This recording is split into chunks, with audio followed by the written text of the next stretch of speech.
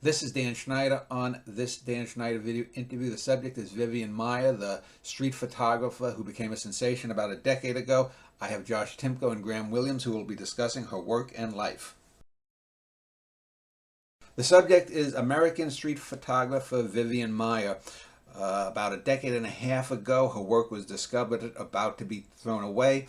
And then she became an internet sensation, and then she became the star of her own documentary film, and she is now, by some accounts, taken her place as one of the great American photographers of the last century. I will be talking with Josh Timko and Graham Williams. As I like to do, I want to give each of them a little time to tell about who they are, what they do, and how they were affected by Vivian Maier. Let me start with you, Josh. Who are you? What do you do? And opening shots about Vivian Maier. Okay, so I'm based in New York City, which I'm sure we'll cover at some point. But Vivian Maier was born and lived in New York for a long time. I'm a photographer as well as a YouTuber, as well as I would say like amateur art historian. I really love doing research, specifically photographers, but all art in general. Um, Started out as still kind of trying to make my way as a filmmaker, and just kind of navigating the art world as best I can, and really gravitated towards photography in the last 5 years or so.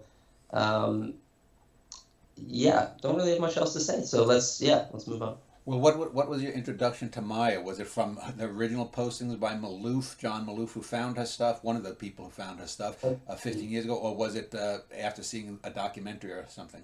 It was most likely the documentary, which, if I'm not mistaken, came out in 2011 or so, I think. Yeah. I would have been very young at that point. I'm not as seasoned as you guys over here, but um, I, I don't remember where my first introduction came from. It might have been a video on YouTube or something that I saw, and I was kind of just blown away initially by the images, as I think a lot of us were. Um, but then the story just captivated me on another level. For me personally, I've always been enamored with the tragedy that comes with an artist who finds their recognition after death. Mm-hmm. I found that a lot of people that I respect most have found their recognition after death. I mean, going back, I mean, one of my favorite bands of all time. I don't know if you guys know the band Sublime, but the lead singer Bradley Nowell never got to see the success because he died before their breakout album came out. Or people like River Phoenix, who had a little bit of success but died very young, or people like Lenny Bruce, or even Bruce Lee. Bruce Lee didn't find, we all know who Bruce Lee is, but he wasn't popular in the United States until a month after he died. So it's like, I find that stuff to be very fascinating. So the story really, really gripped me. I actually did about a year ago a couple of shows on an old band called The Naz, which was the first band founded by Todd Rundgren. I don't know if that name is Oh, familiar. for So I sure. interviewed the two surviving members minus Rundgren. It was interesting. My other guest is Graham. I'm sorry, Graham Williams, and he. Let me ask you, Graham, the same thing. A little bit about yourself, how you first encountered Maya, and opening thoughts about her. Well, I started off, I had parents who wanted me to get a proper job, so I studied geology and statistics. But since the age of 12, I've always wanted to be a photographer. So as soon as I could, I kind of started at the bottom of the heap as a property photographer in a newspaper, and you can't get much lower than that. And then I've been working as a professional photographer for 40 years. So working for Reuters news agency, working for magazines, done work for Time, Newsweek, National Geographic, pretty much living in a place like South Africa. You get to do everything, Yeah. Whereas possibly in kind of Europe and the States, you're going to have to be you have your little niche or niche, as you guys say, and that's what you stick to. But in a small place like South Africa, you kind of have to be able to shift between news, photojournalism, documentary, all that kind of thing. So coming across Maier, I can't remember the exact moment, but I think, one can't help but be captivated by the romantic idea of this lost great artist who was doing beautiful work and was completely unknown for so long. And yeah, there's a tragedy about it. So I think the story was what initially drew me towards Vivian's work. But I think the sensitivity and there's so many aspects to her work, and I think that's what adds to her popularity. She had humor. She was just doing photography because she loved it, and probably because she couldn't not do it, actually. Right. It was probably the thing that held it together psychologically. It's interesting. You're from South Africa. About a year or two ago, there was another film that my wife and I saw online about Rodriguez, who was a big South African superstar who from America, actually, from the late 60s, who was totally ignored. He died just like 3-4 months ago, I believe, maybe. And so yeah. It's interesting because Rodriguez is sort of the musical equivalent of a Vivian Maier almost. Yeah, no, I mean, if anyone hasn't listening to this program or watching, hasn't seen the documentary, which is, I think it's Searching for Rodriguez. Searching for Sugar Man or something like that. Oh, I've heard of it. Okay. Yeah. Searching for Sugar Man. I mean, it was such a weird thing because when we were growing up in South Africa, we were in this apartheid bubble. So the kind of, left-leaning journalistic photographer, writer, world. We all grew up with Rodriguez being this huge superstar. Yeah, and we only then found out that actually it was only us. Yeah. We were the only ones who knew about him. Yeah. And he was being ripped off by his producer. Yeah. But, his songs were the kind of theme songs like Dylan would have been to Americans in the 60s. Yeah. Rodriguez songs was to those who were anti-apartheid during the 70s and 80s. He was our kind of theme song. He was our soundtrack, I would say. So let's return to Vivian Maier. I want to talk first about her life that we know of, then about her discovery, Maloof, in the film, and then her place among photographers and her legacy, if you will. So from what we know about Maier, and more has been found out about her since Maloof made the initial documentary, Finding Vivian Maier, I think that was what it was called, Finding Vivian Maier. And so she was born in the U.S., raised, I believe, in France and other European countries, presumably. Came back to the U.S. when she was a young woman, had an odd accent, was portrayed at least as a stereotypical loner, no husband, no great romantic life as far as is known. We don't even know if she was gay, straight, in between, whatever. And then we get, she's taking all these photos, lived in New York first, then Chicago. And it seems that she's sort of been pigeonholed as a typical artistic weirdo. Josh, you're shaking your head. If you want to comment on that. Yeah. Well, I kind of want to maybe point something out up top. Maybe this is just a personal feeling, but I always find, and we're going to touch on it, but people refer to her as a nanny photographer.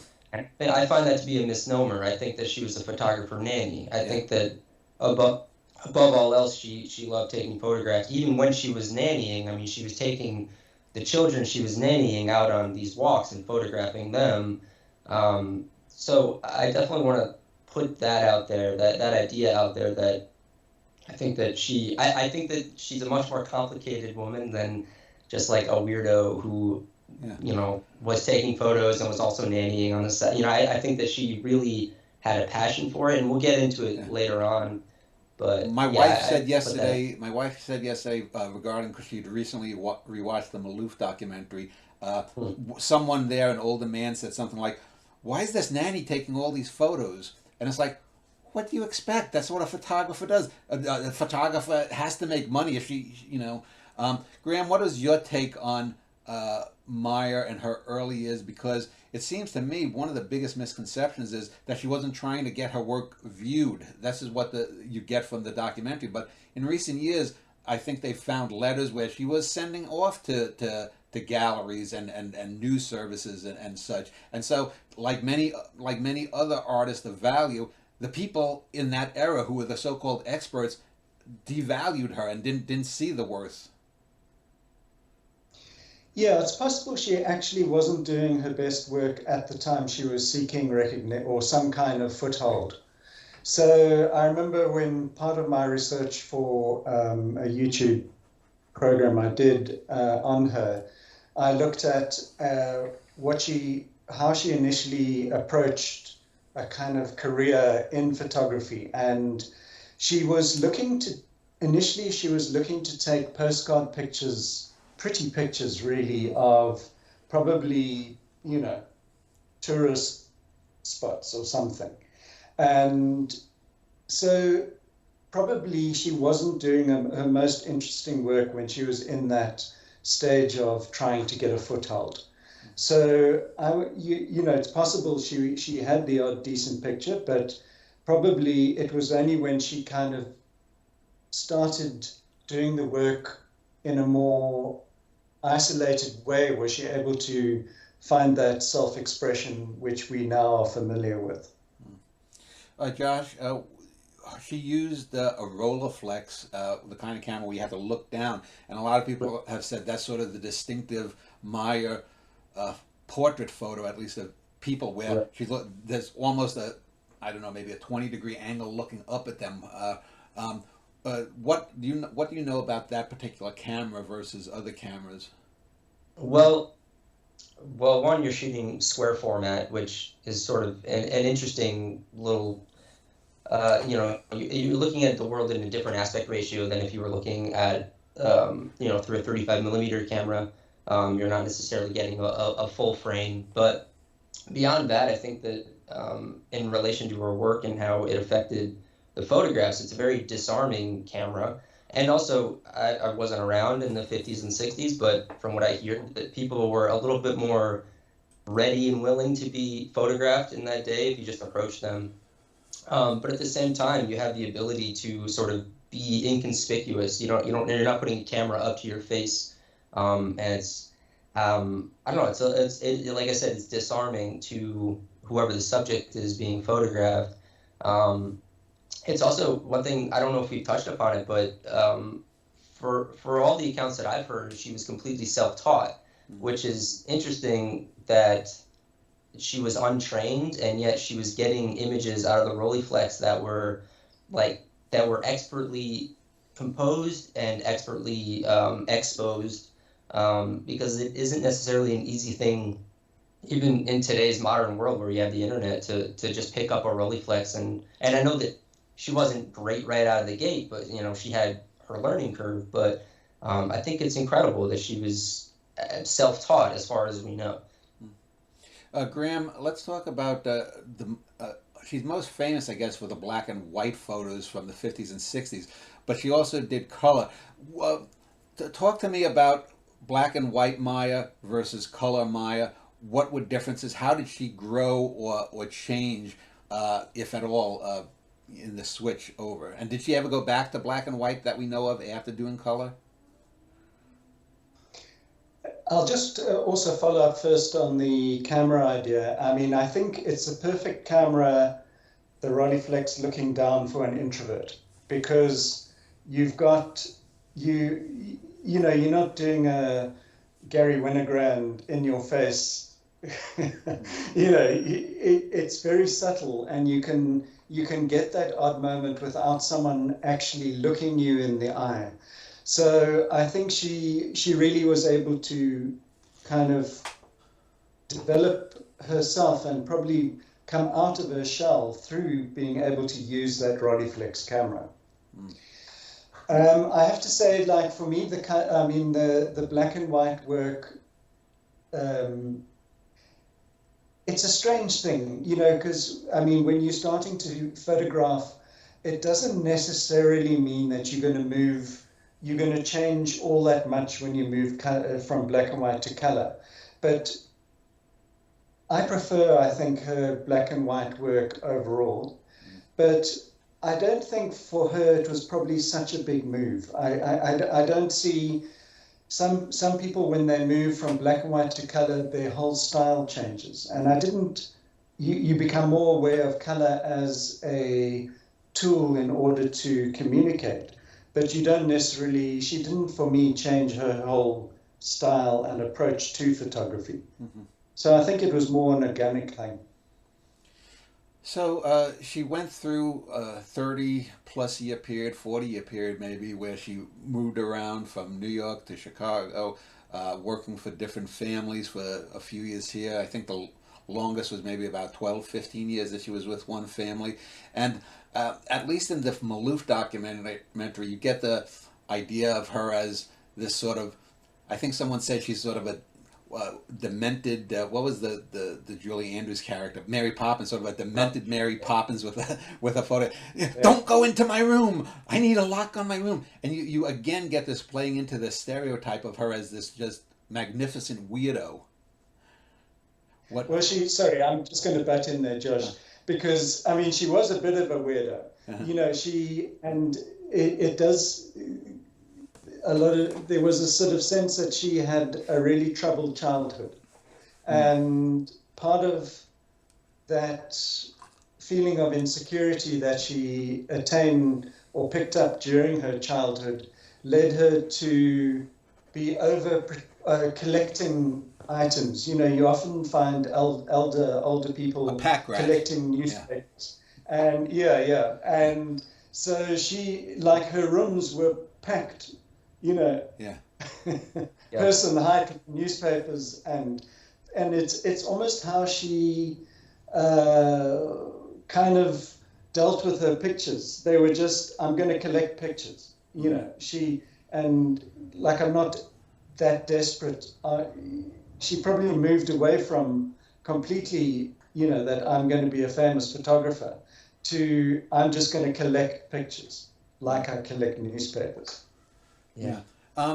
Go ahead, Josh. You got something to add? Well, I was going to say, on that note, the other thing that I feel like is often not talked about is her sort of, how do I say this? I don't want to say obsession, but maybe it's an obsession with the culture going on around her, with politics and with film, I guess not television, but films that were coming out. She was also really known for trying to photograph celebrities whenever possible.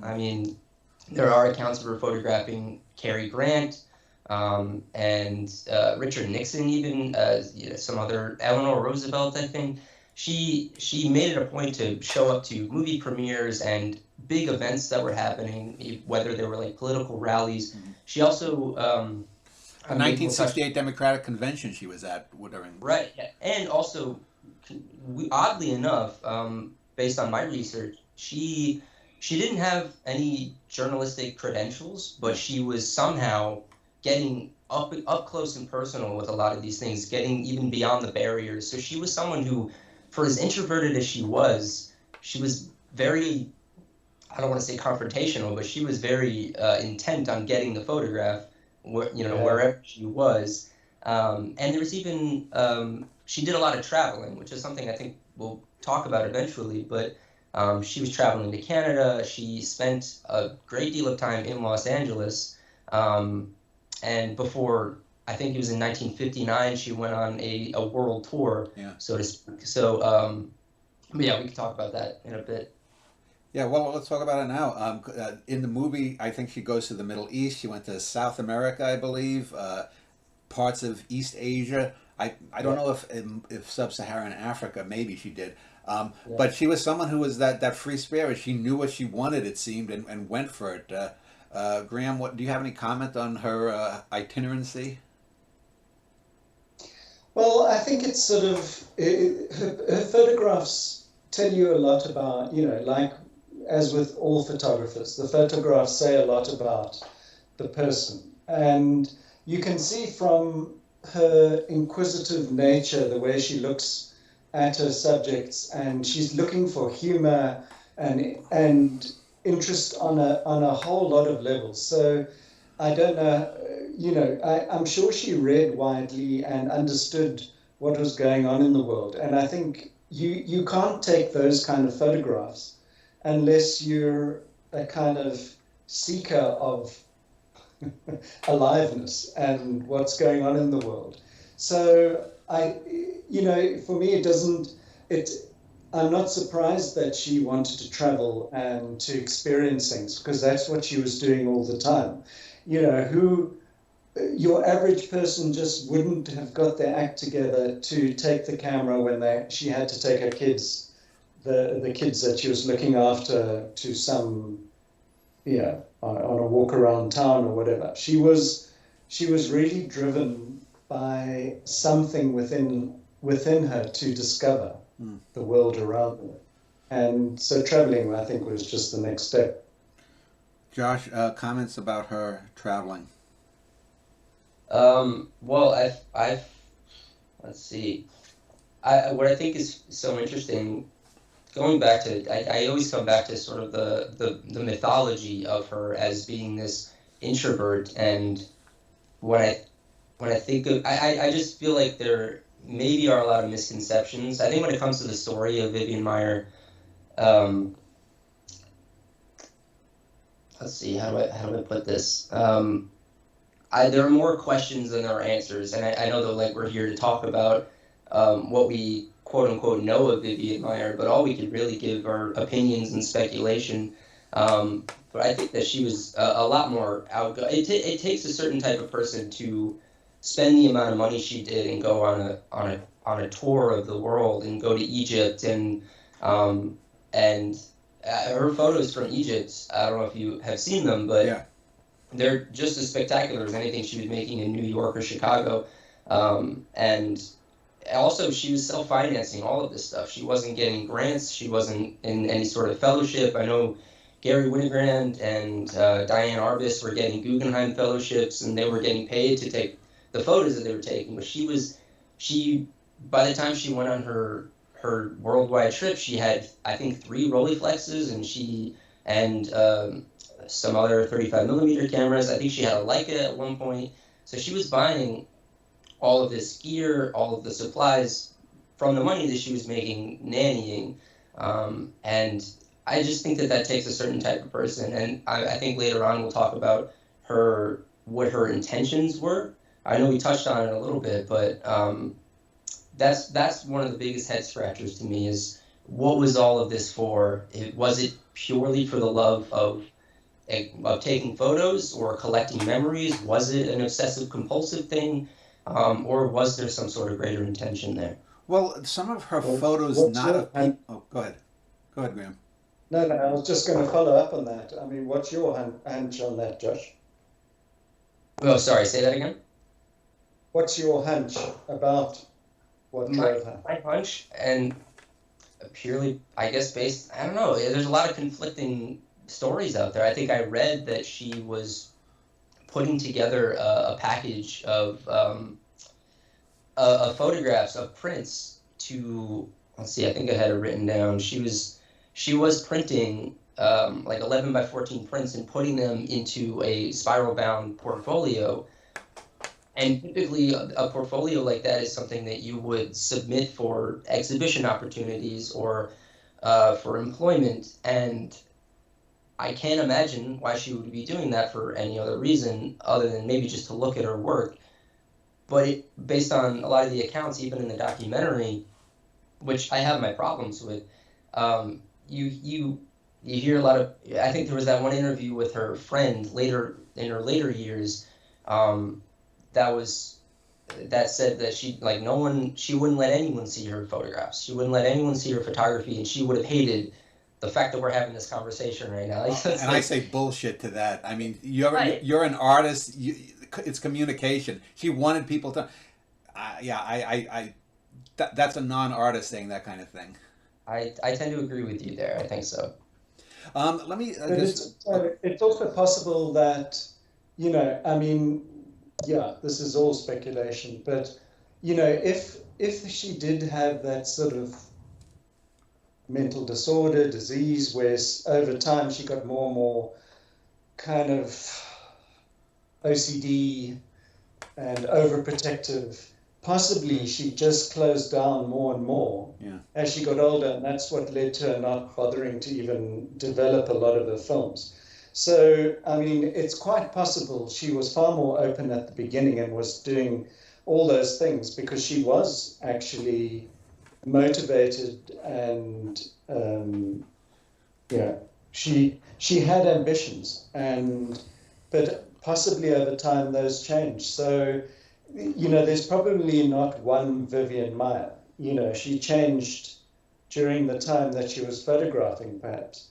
And because it is odd not to develop your film.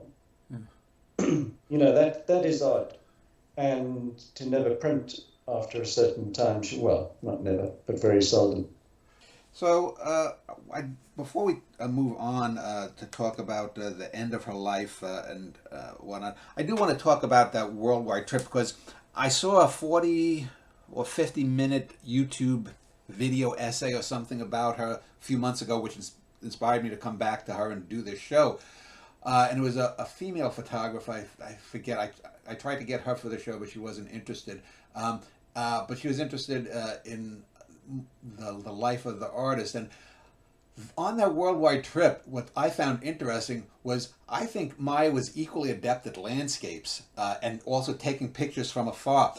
If you know modern film, the names Michelangelo Antonioni and Ingmar Bergman are going to be known.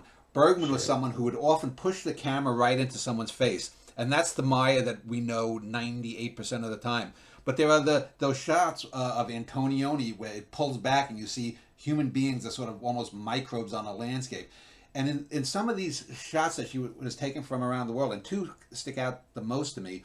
One is she's on a boat somewhere, and I think it might be in the Red Sea, or maybe it's in New York even, as she was departing on a ship, and she's clearly on the upper level of the ship, looking down at a man and a woman at the front prow, sort of like what is it in the Titanic, except it's two old geezers. Yeah. And then there's like a bird fluttering right up on top, and it's just such. It's almost like the bird of Noah's Ark coming back, the dove coming back there, and she got that. And then one other one that comes to mind is she's somewhere near a beach, and she may have been in England, or maybe it was even on Long Island, probably England because it's more cliff-like. She's up on a cliff somewhere, and on the left side you see this building sort of coming down to the sea, and you see the people playing like ants in the distance, and it's just, to me, such a marvelously evocative shot. So Josh, you've been shaking your head. Talk to me about not just the trip, but Maier as a landscapist rather than just a portrait photographer.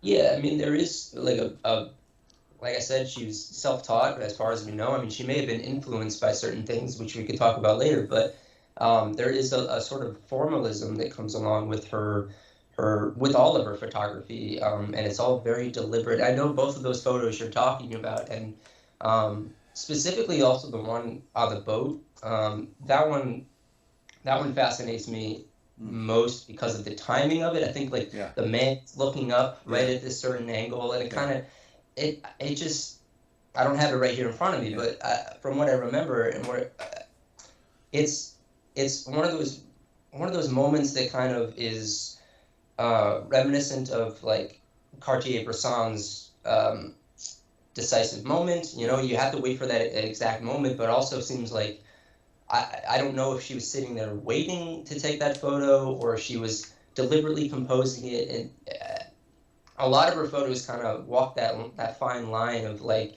maybe it was a fast snapshot or maybe she was there waiting for the precise moment. And based on what I've heard, I mean, we're only seeing a small percentage of all of the photos she ever took, right? It said she had something like 350,000, and maybe 120 of them, maybe a third of them are now been digitized. Exactly. So we don't know what's on the rest of those contact sheets. Maybe she was taking the same photo 5 times, and the one we're seeing, it just happens to be the best one, or what John Maloof and the other guy, Jeffrey Goldstein, deemed to be the best ones.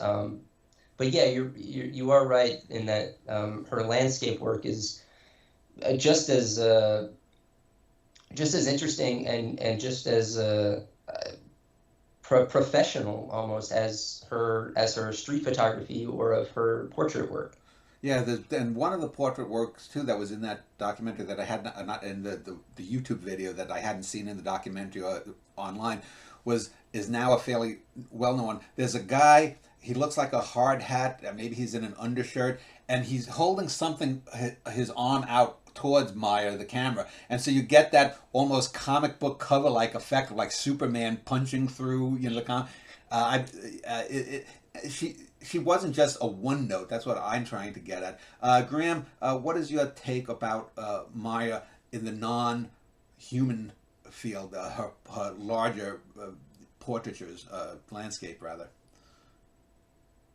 Yeah, I mean, it's interesting when I look at any photographer, I sort of, you know, you get an idea of the depth of their kind of involvement in photography from seeing how many photographs just really work and that you actually you would love to have taken yourself, you know, and I can see she's just so instead of, say, maybe breaking down the pictures, I just try to get that sense of what would I have done in that circumstance? Would I have got that photograph? Yeah.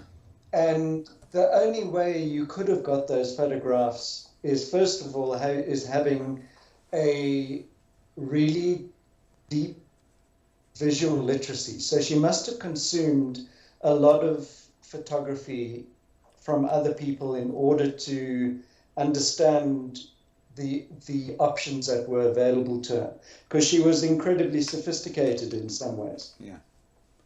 So I didn't feel she was breaking new ground ever. But so I didn't, you know, she wasn't a Robert Frank. She wasn't someone who stepped into an arena and came up with something absolutely brand new.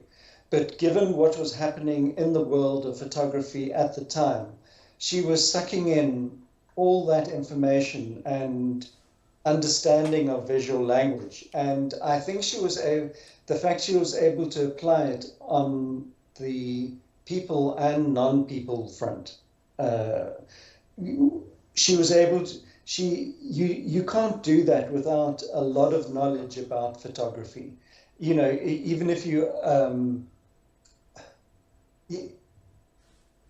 even if you have enormous talent, like a sports person, you really have to know how many I don't want to bring out a particular sport that isn't popular in the States, but you've got to know all the shots in order in order to make it as a baseball player or as anything, you know. So my feeling is she had sucked in all this information from around her and was able to come back from whatever circumstance she was in and produce great photographs, because she was obviously looking all the time, and that's where the real dedication comes.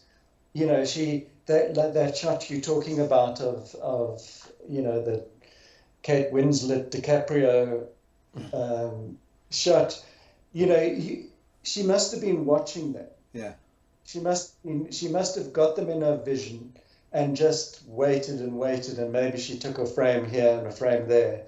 But you don't get those moments unless you are watchful all the time. So I think she was obsessive in her watching, and obsessive in a way that obviously was beneficial to her because she was getting the shots, and also to us as viewers. Yeah, Graham, you made an important point, I think, about talking about her needing to consume others and not being original. Originality is way overrated in a lot of things rather than excellence. But I know when I've told younger people about writing, if you ever saw the Terminator movies, the first two, and the Schwarzenegger characters looking around and, you know, threat, no, walk by. Yeah. when I'm writing, for example, it's almost like, cherries. You pull the thing, the cherries go, Yeah. and each word, oh, cherry, that's a good cherry, and it's something that goes at a millisecond or less. And I think that she had that ability to, oh, it's about to happen. She could feel it somehow, that this is the moment coming together, and in that way, she reminds me of someone I'd never heard her compared to, and that's Ansel Adams. When I look at Ansel Adams's photographs, there's one famous photograph that he has of a fir tree in the Cascades after a snowstorm, and it's one of his most famous photographs. It looks like a Christmas tree, obviously no ornaments, but just with the ice hanging. And I saw a few years ago someone showed before and after the famous photo, and then something taken like 2 seconds later when half of the ice fell off the tree. Adams had that ability to say, "Oh, I better get this now," and I have that same feeling when I see her photographs. She had that. She, like with those people on the boat. She's probably, maybe it was 5 minutes she waited, maybe it was 5 seconds, but she knew, oh, it's coming, boom. She could project ahead in her mind just by whatever talents she had. And I have to say, I don't find that in a lot of the people that are mentioned along with her. I've looked at Robert Frank's photos, and they're good, solid. I can understand we're talking about innovation. When I look at Winogrand's photos, and especially Diane Arbus's photos, I think Vivian Maier is way beyond Diane Arbus. When I look at Arbus and her photos, her grotesques, I look at her as sort of Southern Gothic in literature. She's looking down at people. She's got these drag queens. It's like, ooh, look at these people off in the corner. They're weirdos. When you look at the people who could be considered grotesques in Maier's work, it's not just the looking up from the Rolleiflex, but there's something that she captures of the humanity that Arbus, I don't think, ever got. And that's why I can look at a Vivian Maier photograph 10, 15 times and come back to it. Whereas with an Arbus photograph, however well they might be technically made, and I'm not in a position to judge, she's not at the level that Maier was at her best. So you're shaking your head, Josh. What is your take on Yeah, what I just said? I would say that the choice of subject and subject matter are maybe the only two things that I would say that Vivian Maier and Diane Arbus have in common, because I think that their photos, I often find that Vivian Maier finds the beauty in the grotesque, where I feel like with Diane Arbus, I get the feeling that she's just documenting the grotesque. And I find that, I don't know, I just find Vivian Maier's photos to be much more beautiful and even much more formally and deliberately composed. And the way that she'll take a portrait of someone, it really seems like she places them in the right way, where not only are they placed in the right spot, but the background is properly lit, or it's, I don't know, it's very harmonious to the entire photograph. Whereas I don't really get that with Diane Arbus. I kind of get the feeling that for her, the composition mattered less than just capturing the subject. But I think that Vivian Maier is that nice blend of interesting subject and interesting composition, and complex composition too. I mean, going back to what you're talking about, landscapes, I mean, she's adding depth to a lot of her images that you don't just see in every amateur on the street. They're not just snapshots. They are deliberate in a lot of ways. And yeah, I personally I do prefer Vivian Maier's work over Diane Arbus, and it also makes you think. I mean, I don't know that she was influenced. I don't even know that she could have been influenced by Diane Arbus, because I think they were working in tandem at the time that Vivian Maier was in Chicago and Diane Arbus was in New York. And I don't think Diane Arbus really achieved any level of fame until maybe the early 60s. And by that point, Vivian Maier had been taking photos for 10 years. So, yeah, I do maybe at some point want to talk about who we think that she could have been influenced by, because that is something that gets kind of gets left out in a lot of conversations. Was who did she have access to, number one, and who was actually inspiring her, or was she just kind of learning as she went along? One term that is thrown around rather pejoratively around street photography is the term spray and pray, and is Vivian Maier's work an example of that? Was she just taking thousands of photos in the hope that one or two of them was going to be great? That's something we don't really know, but yeah, I don't know. Thoughts on that? Yes, Graham, go. Yeah, I think I'm going to go back to Diane Arbus because there's going to be some arm wrestling here. Right.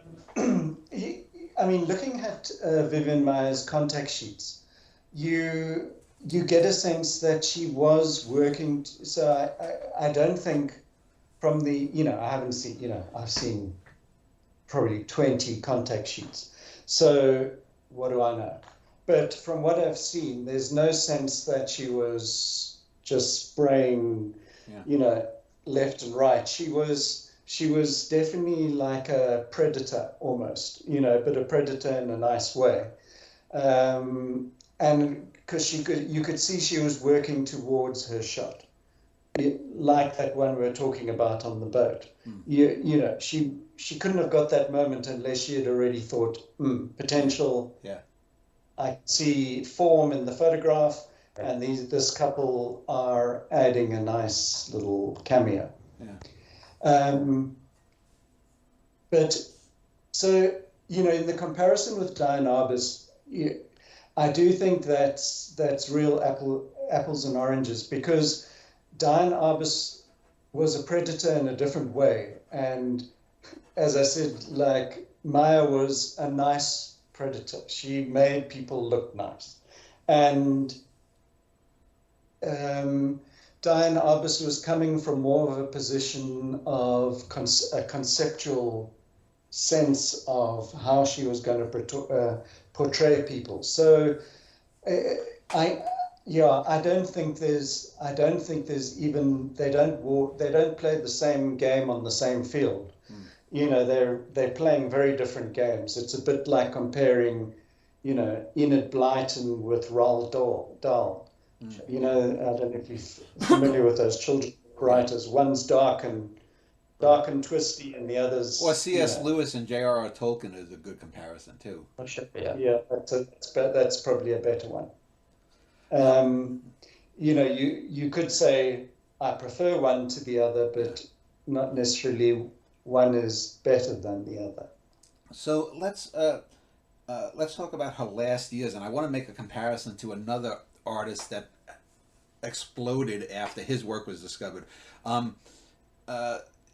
She, I guess, sometime in the mid to late 80s, the last family that she lived with, maybe it was the mid to late 90s actually, she ends up living homeless. A couple of the kids that she helped raise find out about this. They get her into like a little, small apartment and pay the few $100 rent for her as gratitude. And the Maloof documentary and some other stuff that I've seen too makes it seem that she wasn't going senile, Alzheimer's, but she was getting wackier. She was becoming the crazy cat lady minus the cats. And it brings to mind me another artist from Chicago called Henry Darger. Now, if you know Darger was someone who wrote supposedly a 20 million word book. It was terrible. I read parts of it when it was online. About 20 years ago, a woman named Jessica Yu did a documentary, In the Realms of the Unreal. And Darger was a janitor. He had mental problems. He apparently would have been considered autistic, slightly mentally retarded maybe. He was detached from reality. He would then take magazines and do tracings of the little girls or the kids or the animals and use that as his art in this big book. He lived in an apartment. He wrote all over the apartment walls. He thought little girls had penises and they were going to go to war. He was a Christian, but he was also clearly not all there.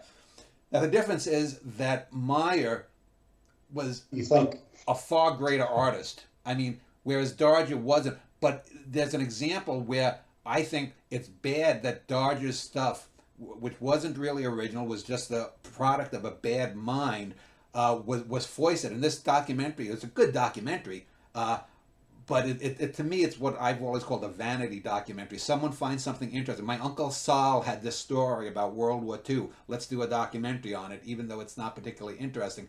And so I think that reinforces this idea of the crazy man, the crazy artist that Maya seemed to have become by her demise. Joshua, have you ever? You didn't. It looks like you never had heard of Henry Darger, but I Henry Darger's name was brought up in one of the Vivian Maier books that I okay, read, but it was very briefly, so I'm yeah. not too familiar with his work. What of her last years? Do you want to add anything before the discovery of her work? I guess maybe just the tragedy of it all. I mean, it really, based on all the descriptions I've heard, it was one of the, I think it was one or two of the last family member children that she was taking care of that ended up taking care of her towards the end of her life. She also slipped and fell on some ice at one point and hit her head. And 5 months after that was what it took for her to finally die. And I think that it was a really tragic death. And also, not to mention the storage lockers full of everything that she owned, the newspapers, everything that she had hoarded up to that point, and her photographs and negatives. Yeah, I don't know. I was reading the book. I was reading the end of the book yesterday, that I have, and I started getting emotional toward the end of it because you spend all this time with Vivian Maier, and yeah, she's this loner, and yeah, she was this sort of abrasive, opinionated woman with a strong French accent. But at the end of the day, like we know now, she was an artist, and yeah, it's upsetting to think what might have been. It really, you almost want to go back in time and grab her by the shoulders and shake her and be like, just show anyone your work. Just like everyone's gonna love it. And yeah, I'm not. Yeah, that's all I really have to say. It's just very tragic. Graham, any comments about Vivian Maier's decline and end? Yeah, I mean, look, I mean, one can't help but think it's a sad story, and it is a sad story. But the thing is, I suppose she was producing these beautiful photographs along the way, but in a lifetime, like, I suppose if one gets a bit philosophical about it, she had photography was giving her something as well. We're able to kind of appreciate it in retrospect, post mortem. But I think it provided for a lot of people, photography is a sort of, it's where they go to gain refuge, and could be any art form, whether you're a poet or a writer or whatever. And I think at least she had that outlet in order to give her structure to her life. So it is tragic, but it's probably when you think about a lot of old people landing up grim, miserable in old age homes, at least she was like out there doing what she loved to do. Yeah. Obviously, the next stage would have been great if she had got recognition in her lifetime. So, just to wrap up her life and then move on to the discovery, she dies. She's behind. I guess you call it rent or payment, a storage bin or whatever at a storage place.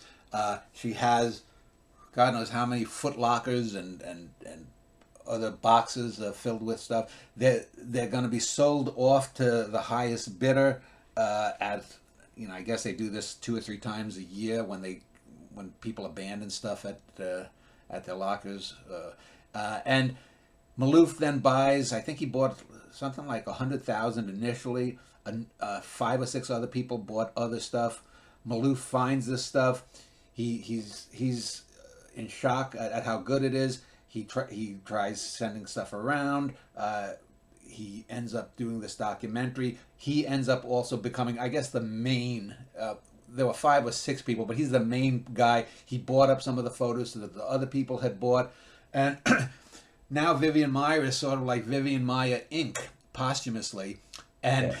Ironically, and I'm not saying Maloof and some of the other people don't deserve to get some remuneration for all the work they've done. Surely they do. And it eventually, they do the documentary. She becomes sort of a phenomenon. They find some distant cousin in France or maybe the Rhineland, wherever it is, and a copyright suit ensues. Can we talk a little bit about that? Where do either of you have any idea where the copyright claim stands now and where it is? I don't, and that whole part of the story is one of the most complicated. And I mean, I'm not a lawyer, I'm not a copyright, especially when it comes to I think they call it orphaned material or like orphaned copyright, because I guess I don't know. Back in the day, I guess there were talks that she had no living heirs at all, like no family whatsoever. And at that point, it just becomes very complicated and sometimes inconsistent based on the work or the research that I've done. Graham, any I mean, comments? my feeling is, where was her family in France when she needed them? Yeah. So, you know, I don't know the details, but I have to say, you know, just my gut feel is, you know, they're taking a chance. Yeah. So VivianMaier.com, which I will link to below here along with your two websites, is the official Vivian Maier thing. And it always amazes me. Let me just take a 30-second digression here. A friend of mine who is a poet died last summer, and another younger friend of mine is doing a film about his life. Two friends who met through my website. His name was Bruce Ario, and he was someone who was mentally ill. He was an alcoholic. He had a traumatic brain injury. He was homeless for a while. That was 30 years before his death, and then he lived the last 30 years alone. He developed his own poetic form, and so he's someone who has elements of Maier and Henry Darger and even a little Rodriguez in him. But by the same token, he's someone who is a great poet. And I've told these guys, you know, you have to focus on the art. All of this stuff about the lawsuit with Maier, all of this stuff about her wackiness, the demented nanny, the Mary Poppins kind of thing. That's not the important stuff, because you wouldn't care if she had just spent 60 years as a cashier at a Walmart. And so let's talk about her then as the artist. I've mentioned a few photos, and I don't have the ability. I don't have Zoom here, but I did link to some of the famous photos here. I want to talk about a couple, and then you can throw in your hats to the ring. I want to talk about probably one of the two or three most well-known now of her color photos, and that's a photo where you see somewhere in Chicago in the business district, there are some white people across a road standing together, and you see two young black women on the left and the right side. On the left side, you see a darker skinned black woman sort of looking back at probably this crazy old lady, and then you see a lighter skinned black woman on the right side, and there's the American flag draping into view. And both of the young black women look kind of cynical as they're looking at these clearly the capitalist class in Chicago in the probably 1970s or whatnot. And it's just such a perfect kind of condensation of not only the moment, but the very metaphor of what's being shown. You guys know that photo there? I don't know that one specifically. No. Okay. Can you? You don't have the capacity to share it? No, but it's something here. There's another famous one. Looks like a newsboy or a kid with boots, a little kid. There's the one with the kid on the bicycle who's crying, and his mother has her back to him, and she's sort of looking down on him. And it's probably something minor or whatnot. But anyway, what photos resonate the most with you? Let me start with you this time, Graham. If you could pick up two or three photos. Yeah, it's quite tricky, I have to say, if we can't share them, because having it's very much show and tell, because then one can look at the photograph and talk about it. I mean, I think I'll have to be a bit more general. You know, the instinct of a street photographer, I think it's her street work that really I find the most appealing. The work that has a real spontaneity to it, and also where she's captured a moment where you know that she's anticipated it, and you know that she's aware of the complexity that she's capturing. You know, she will get irony and humor and weird juxtapositions, which really speak about, just as you saying, like society. You know, she had a real sense of the underdog, whether it was race issues or whatever it was. So she was aware of those things, and that kind of nuanced messaging would come out even in just general street scenes. She was picking up a sense of, yes, there's a sort of class difference, or there's a racial tension, but what she never does is bang it home in a brutal kind of what does I say, like she's not out there to preach. You know, she's more interested in the photography than she is in the idealistic message attached to something, and because that it kills all types of communication if you're preaching and you're trying to get your message across too powerfully. Yeah, and so she had that subtlety. So for me, the street photography kind of is where she came into her own, and she was able to bring all the facets of her understanding about photography, but also the complexity of who she was as a person in the world. Yeah, there's one of her famous photos at night is of this a beautiful woman with her back to her, sort of looking like a Disney princess, walking into the background. There's a car that's parked behind them, and I'm not sure if there's any men looking at her, but it looks like there's a male figure in the car. Is she going to the car? Is she going to go around the car? Is she walking into the darkness and going to get raped? And the thing is, it's a blur because of the darkness and maybe the camera she was using. There's a soft blurring of it all, almost like it's dreamlike. That's really just very effective. Josh, do you want to talk about that one? And I saw you thumbing through something that you have a few photos. Well, I'll talk about a couple things, Graham. That you mentioned the sort of maybe class division going on in her photographs, or her sort of. I don't know how intentional it was on her end, but it is something that always fascinated me. Her propensity to photograph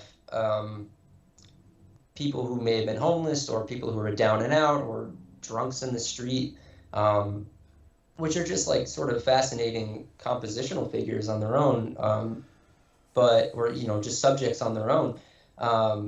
But it always seems so interesting to me that she was a nanny for wealthy families, which one could argue doesn't necessarily make her wealthy, doesn't make her part of the upper class. And I think that that's part of what makes her photographs so great, is she exists in this sort of gray area of class, where she's going home to a wealthy family and where she has a room and board, but she was also raised at a time, around like war-torn France, where her family had to flee to the United States.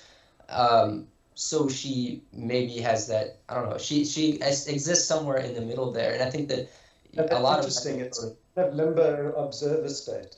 Yeah. Right. Yeah. And I think that that's why she is able to approach her subjects with a sort of non-judgmental attitude. And so, just like you, those street photographs where she's taking photos of, especially her portrait work on the street, whether the people be unconscious or conscious, I think that those are some of my favorite photos. And I think that there's this great quote, I don't know where, but it says that photography is an art that's more difficult because it seems simple. And I think that there is this misconception that a lot of people see her photographs today in modern times, and they say, "Oh, I could have done that," and I think that that's bullshit. I don't think that people could have done what she did, and I guess maybe talking specific photos that I really enjoy. there's, let's see, there's one of like a child. A lot of her, she likes children. She likes photographing children. There's one of a child that's behind like a wet window, like it was raining. Yeah. Yeah. There's also the one of the child that's looking into the big box. There's a big box on the sidewalk, and the child is like trying to peek inside of the box. I don't know. I mean, honestly, I'm to this day discovering new photos of hers that I've never seen before, and getting blown away. And that's I think that's sort of that existing in that limbo gray area of class and being non-judgmental and being I guess objective is the way to put it, but also her ability to put people on the street at ease and disarm them. And even a lot of times it seems like she wasn't posing people, but there are instances where she clearly was. There's that photo of the young boy. He looks like a greaser. He's got his slick back hair. And he's turning to the camera and he's giving her like a I don't know, some kind of smirk. Yeah. And she had to have posed him. She had to have asked him for a photograph. And I don't know. For all this talk about her being an introvert and being this wacky weirdo, a lot of people were interested in giving her the time of day and giving her their attention or respect. So I think that's incredibly fascinating. Again, to go back what I said before, like when it comes to Vivian Maier, there's way more questions than there are answers, and I think that's why having conversations like this is so important. Well, it's interesting when you talk about her getting people posed, because I think nowadays, if you've ever seen people doing videos on YouTube where they're walking down a street and they're talking about healthcare crisis or global warming or whatever it might be, and you see people walking by, and as people walk by, they'll look and they'll go laugh at their friend. Oh, I'm going to be on TV maybe, and it's just on a YouTube video that gets 100 views or whatnot. But I think back then, with just 3 networks at the time, 3 network TVs, TV networks, with a limited, most newspapers were all black and white. There was still a kind of thing, ooh, someone wants to take a photograph of me, I'm important kind of thing. Whereas now it's so easy. Everyone can snap things on cell phones without, it doesn't have that same thing. So before we wrap up, let me just ask both of you, is there any point you wanted to make on Maier that we've missed? And then your final thoughts about her legacy and what's going to happen maybe over the rest of this century and beyond in terms of her evaluation. Graham, is there anything you wanted to say about Maier? Well, I think there's been quite a bit of criticism pointed at, the guys who've kind of taken, first had the instinct to buy the stuff, then find out that the photographs were worth something, and then to put them out in the world. And I have to say, good for them. And they're gaining fame vicariously through Vivian's work, but good for them that they put that work out there, and it's been seen by so many people. It could have, in many other countries people would have possibly looked at it and they wouldn't have had the visual education to be able to make that judgment call that it was worthwhile. And secondly, they wouldn't have known what to do with it in most, possibly in Europe or the States or Canada, but in most other countries, it would have got lost. So in a way, fantastic that they've done it. And I kind of feel you've got to give everyone their dues in this process. Vivian didn't get it together in her own lifetime to make herself famous. And and there's a multitude of reasons why that didn't happen, I'm sure, which we'll never know about. But these guys came along and they produced something and they saw the gap, and yes, they've made some money, and yes, they've gained some status. But in my mind, I'm pleased the whole process happened. And where do you think, will it take the full evaluation of her work till we get there. Because, for example, I mentioned my friend.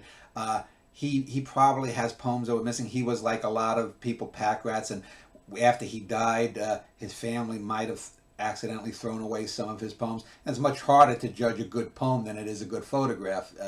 Let's face it. But where do you see Maier studies, if you will, within the art world going, Graham? Well, I mean, I think there's enough photographs of Vivian's out there to realize that she's already a major player within photography and the history of photography. So she's not going anywhere.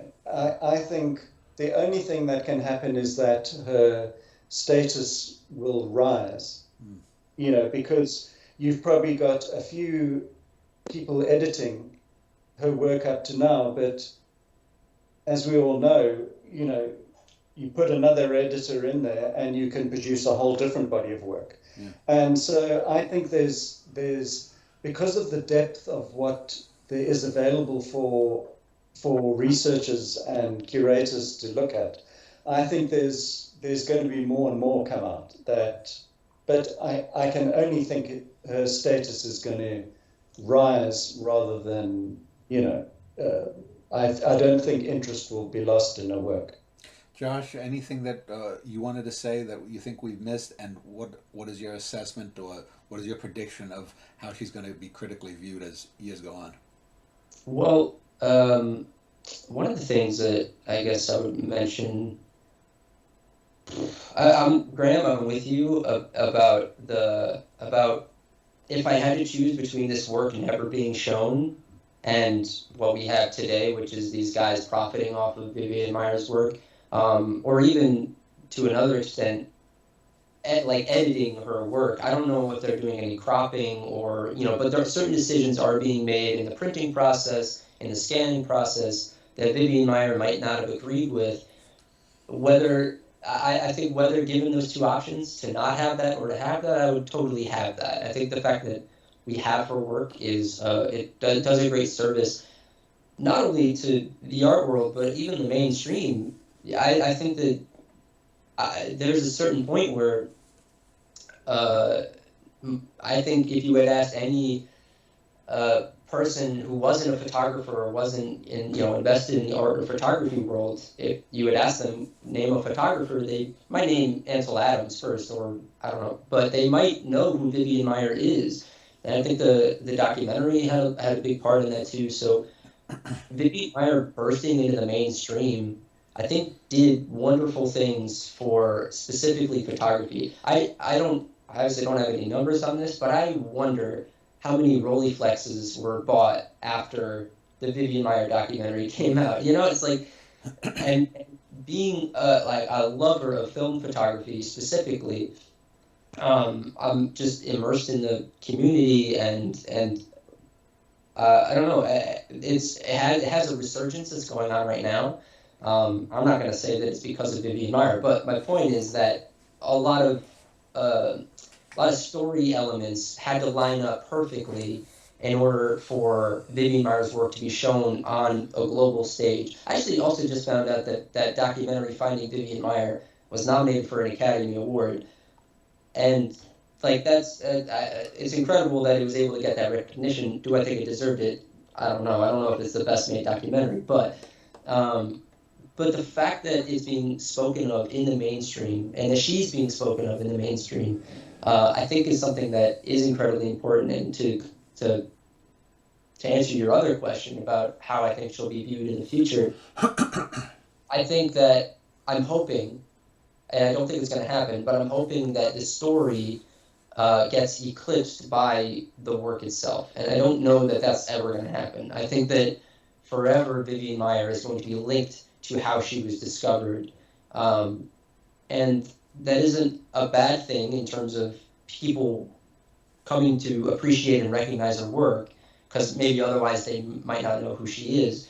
But at the same time, I think that her work is strong enough where if she was exhibiting it, or if she was submitting these things for publication, if she was known during her lifetime while she was shooting in the 50s and 60s, I think we would I mean, she would still be in the same conversations that we're having. I think she would be right up there with Diane Arbus and Gary Winogrand and Robert Frank, and all of these people in the same way that we're talking about her now. So I do, while I think the story is sensational and mythologizing, I do hope that we can get to a point where we look at her work as her work and separate it from the story. I think that will happen. Most people don't care that Caravaggio killed a man, so Yeah. that's it might that's 400 years. But I think when I think of Vivian Maier, I hope that she and her story makes it easier for artists who were ignored in their lifetime, like my friend, like Rodriguez. It makes it easier for people like that, even if they're not in photography, to be given a little bit of seriousness, because they say you could say to someone, yeah, but did, he or she is like Vivian Maier, and people will say, oh, wasn't that? Oh, maybe there wasn't, because as an artist myself, one of the things I have no problem with Maloof and the others making some money on it, and even if there was a distant cousin that makes some money who never even met her, fine. The thing that rubs me the wrong way is though the marketing of these galleries and the museums that sneered at her and her work when she was a nobody. Now the doors are wide open because of the greenbacks. And I think until we get as a society to a place where we value art and the creation and the communication that an artist makes from me to you, from Homer 4,000 years ago, if he existed, to you reading the Iliad, until we get to that place, and if everything is just a commodity, it's very tough for artists. But enough of my preaching. I want to thank both of you for talking about Vivian Maier. I'll link to both of your websites below. I'll link to the official Vivian Maier website, which I presume is run by Maloof and Company. And so thank you very much for spending over an hour speaking about her. Yeah, thanks for having me. Thanks, Dan. Thanks, Josh.